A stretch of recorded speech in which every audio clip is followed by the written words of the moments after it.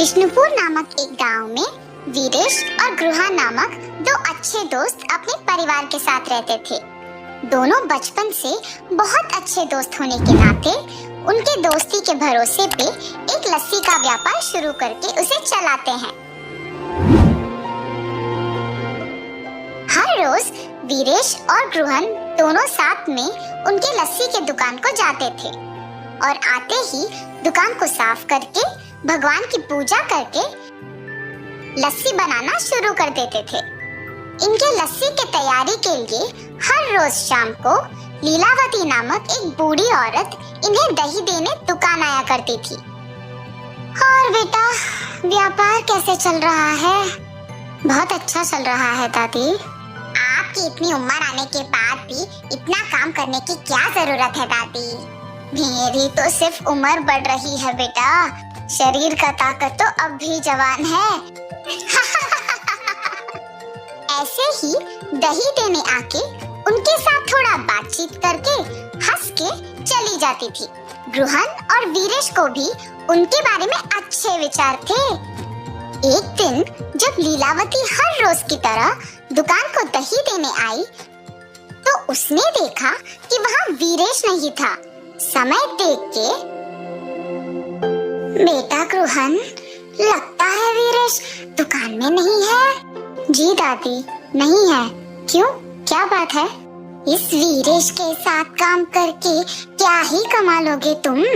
मैं जब भी देखती हूँ सिर्फ तुम सारे काम करते हो और वो वीरेश तो सिर्फ तुम्हें लस्सी के मटके देते रहता है। ज्यादा काम करने वाले को ही ज्यादा लाभ मिलना चाहिए। ये बात मैं तुम्हें बहुत दिनों से बताने की सोच रही थी। नहीं दादी, आपको जरूर कुछ गलतफहमी हो गई है। मुझे तो वीरेश ने ही लस्सी बनाना सिखाया। उसके काम ना करने का सवाल ही नहीं उठता। आप दुकान आते तो हैं, पर 10 मिनट से ज्यादा कभी नहीं रहती है। इसीलिए आप वीरेश के वास्तविकता से अनजान हैं। ठीक है, तुम्हारी मर्जी बेटा। मुझे जो कहना था मैंने कह दिया। चलो अब मैं निकलती हूँ। और जाते वक्त मन ही मन पछताती है कि उसे ये सब गृहन से कहना ही नहीं था। अगले दिन जब दही देने वापस उनके दुकान जाती है तो गृहन के ना होने का मौका देख वीरेश को भी वही बताती है जो पिछले दिन गृहन को बताया था। गृहन उसकी बातों की विश्वास करता है मगर नजरअंदाज कर देता है और यही कहता है कि शायद उसने गृहन को सही तरह से नहीं समझा होगा। लेकिन वीरेश लीलावती के बातों से प्रभावित होकर गृहन पे उसके विचार बदल देता है। अब ये दोनों तो अलग दुकान खोलेंगे और मुझे ज्यादा दही बेचने को मिलेगा। वीरेश लीलावती के कहे बातों को जाके अपनी पत्नी को बताता है। आप कुछ मत सोचिए, मेरी बात सुनकर एक और लस्सी का दुकान खोल दीजिए बस। पर गृहन को क्या बोलूं? यही बोलिए कि जीवन में आगे बढ़ने के लिए ना अलग अलग व्यापार करना बहुत जरूरी है। पत्नी के प्रेरित करने पर वीरेश गृहन को एक नई लस्सी की दुकान खोलने की बात कह देता है और निवेश के पैसे गृहन से वापस ले लेता है।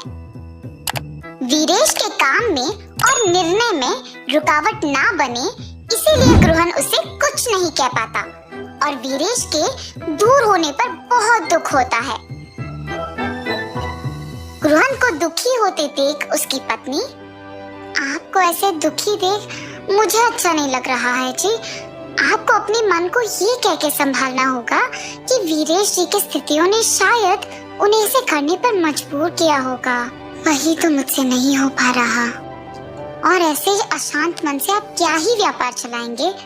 ठीक है, एक काम कीजिए, हमारे गांव में मेरे चाचा राधे नामक एक लस्सी दुकान चलाते हैं जो बहुत ही प्रसिद्ध है। वहाँ बहुत प्रकार के लस्सी बनते हैं। वहाँ जाके आप भी अलग प्रकार के लस्सी बनाना सीखिए।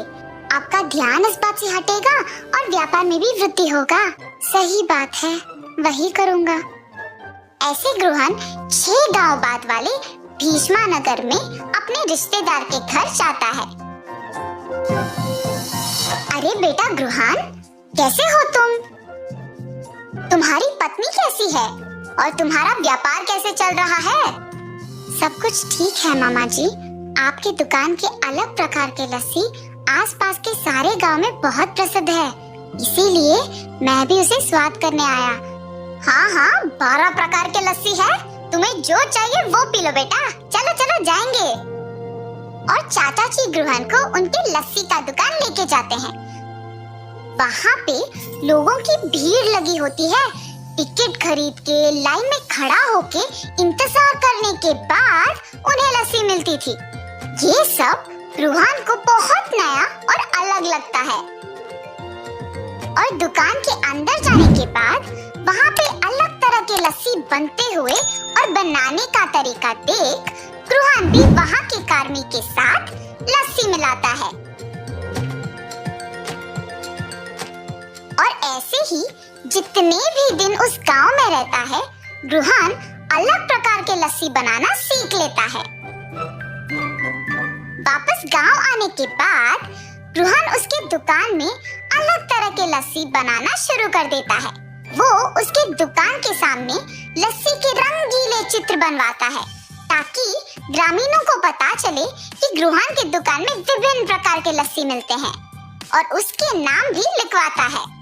वहाँ से गुजरते हुए ग्रामीण उसे देख आश्चर्यचकित होके उसे पढ़ते हैं। इंडियन लस्सी, पंजाबी लस्सी, आम की लस्सी, नमकीला लस्सी, मीठा लस्सी, मलाई लस्सी, केले का लस्सी, मसाला लस्सी, केसर की लस्सी, चॉकलेट लस्सी, गुलाब लस्सी। ऐसे नए नाम और रंगीले चित्र देख गांव वाले भी उन नए तरह के लस्सियों को स्वाद करने आते हैं। रूहान, कुछ विशेष बात है? इतने प्रकार के लस्सी, जरा मसाला लस्सी देना। और ऐसे मसाला लस्सी पी लेता है। अरे वाह, बहुत ही स्वादिष्ट है रूहान, जरा एक और देना। ऐसे बहुत लोग रूहान की दुकान पे उपलब्ध उन लस्सियों के प्रशंसक बन जाते हैं और रूहान को अच्छा आमदनी भी मिलता है। गांव में लस्सी वाला तो सिर्फ रूहान को ही मानते थे, मगर दूसरी तरफ वीरेश के द्वारा निर्मित लस्सी का दुकान रूहान के अलग तरह के लस्सियों की तुलना में फीकी पड़ गई थी और उसे कोई आमदनी नहीं मिल रहा था। और ऐसे वीरेश को अपनी गलती का एहसास होता है और वो वापस रूहान को जाके पूछता है, क्या हम वापस साथ में व्यापार कर सकते हैं? और रूहान बिना कुछ सोचे पूछे खुशी खुशी हाँ कर देता है। उसी समय लीलावती वहाँ दही देने आती है। ये क्या है रूहान, तुम्हारे दुकान में वीरेश है? जिस व्यापार के लिए तुम्हें छोड़ दिया था, इसे तो वहाँ होना चाहिए ना। ये दुकान सिर्फ मेरा नहीं बल्कि वीरेश का भी है। तुम्हारे बातों से प्रभावित होके मैंने अपने बचपन के दोस्त को दुख पहुंचाया।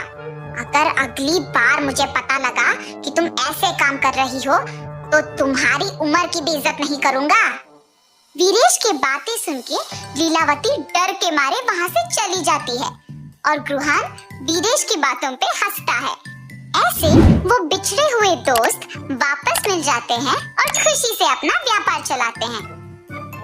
इस कहानी का नैतिक क्या है बच्चों?